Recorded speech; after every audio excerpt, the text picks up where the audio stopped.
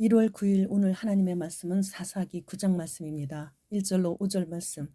여룻바알의 아들 아비멜렉이 세겜에 가서 그의 어머니의 형제에게 이르러 그들과 그의 외조부의 집에 온 가족에게 말하여 이르되 청하노니 너희는 세겜의 모든 사람들의 귀에 말하라.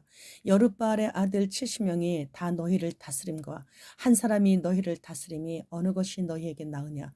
또 나는 너희와 골육임을 기억하라 하니 그의 어머니의 형제들이 그를 위하여 이 모든 말을 세겜의 모든 사람들의 귀에 말하며 그들의 마음이 아비멜렉에게로 기울어서 이르기를 그는 우리 형제라 하고 바알브릿 신전에서 은 70개를 내어 그에게 주매 아비멜렉이 그것으로 방탕하고 경박한 사람들을 사서 자기를 따르게 하고 오브라에 있는 그의 아버지의 집으로 가서 여룻바알의 아들 곧 자기 형제 70명을 한 바위에서 죽였으되 다만 여룻바알의 막내 아들 요담은 스스로 숨었으므로 남으니라.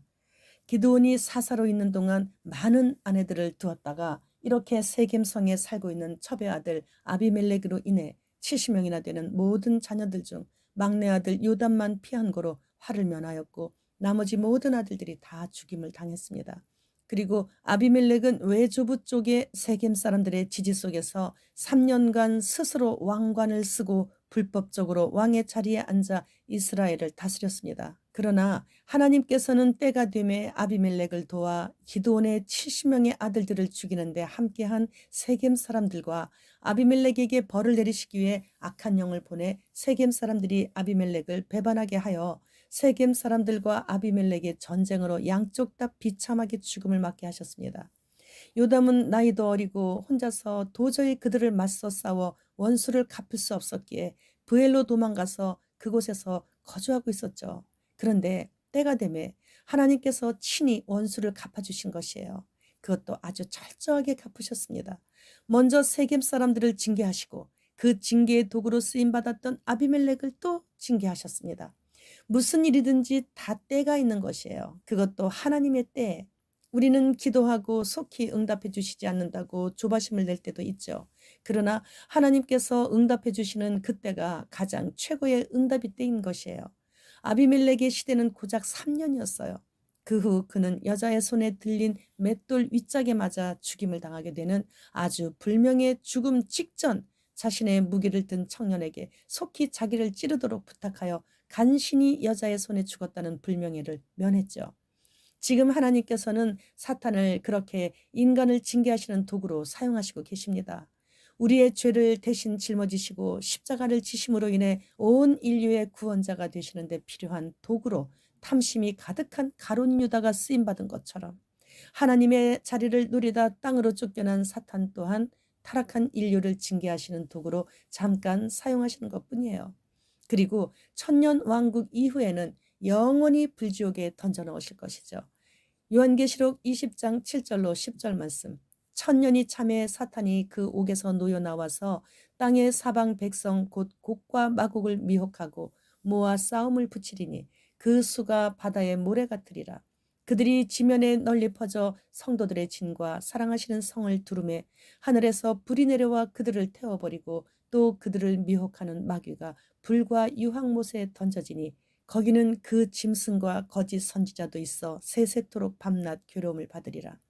인간이 나무처럼 오래 살게 되는 천년왕국에서 하나님의 직접 통치를 받으며 살 수 있으니 천년왕국에 들어가는 사람을 부러워할 수도 있어요.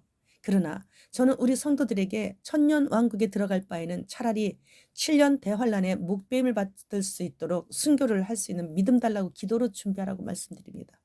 천년왕국에서 천년 동안 신정 정치 속에 화평하고 부족함 없이 하루하루 지낼 수 있기에 얼마나 좋겠느냐고 생각하겠지만 천년이 차고 난 후 마지막 알곡 추수시에 잠깐 동안 사탄이 무적행에서 풀려나와 수십억의 인구로 늘어난 사람들을 미혹할 때 얼마나 많은 사람들이 그 미혹에 넘어가서 사탄 편에서 하나님을 대적하게 되는 것이잖아요. 그 미혹을 이길 자가 있습니까? 얼마나 될까요?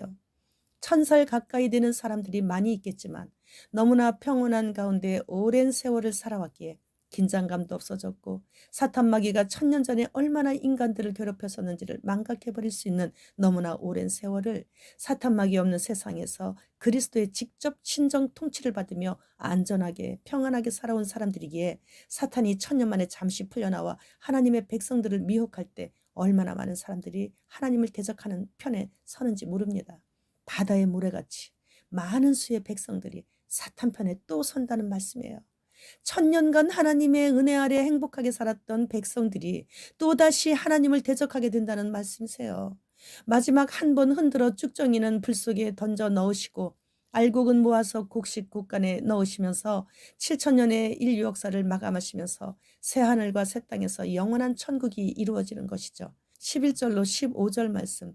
또 내가 크고 흰 보좌와 그 위에 앉으신 이를 보니 땅과 하늘이 그 앞에서 피하여 간데없더라. 또 내가 보니 죽은 자들이 큰 자나 작은 자나 그 보좌 앞에 서 있는데 책들이 펴 있고 또 다른 책이 펴졌으니 곧 생명책이라.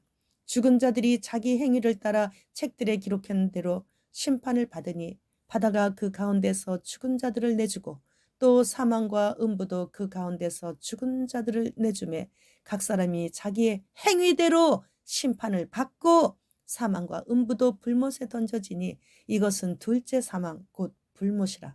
누구든지 생명책에 기록되지 못한 자는 불못에 던져지더라.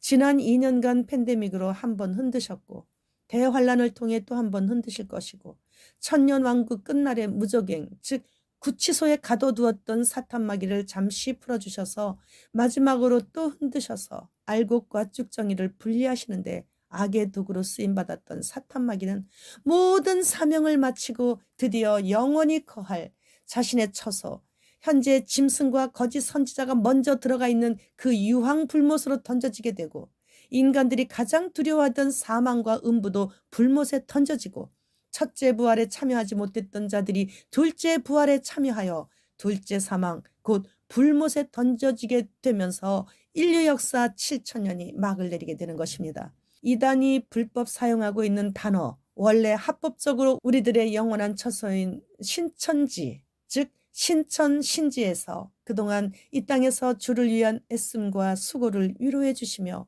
우리 눈에 눈물을 닦아주실 우리 하나님과 영원히 사는 일만 우리에게 남아 있습니다. 이제 다 왔습니다. 주님 어서 오시옵소서. 마라나타.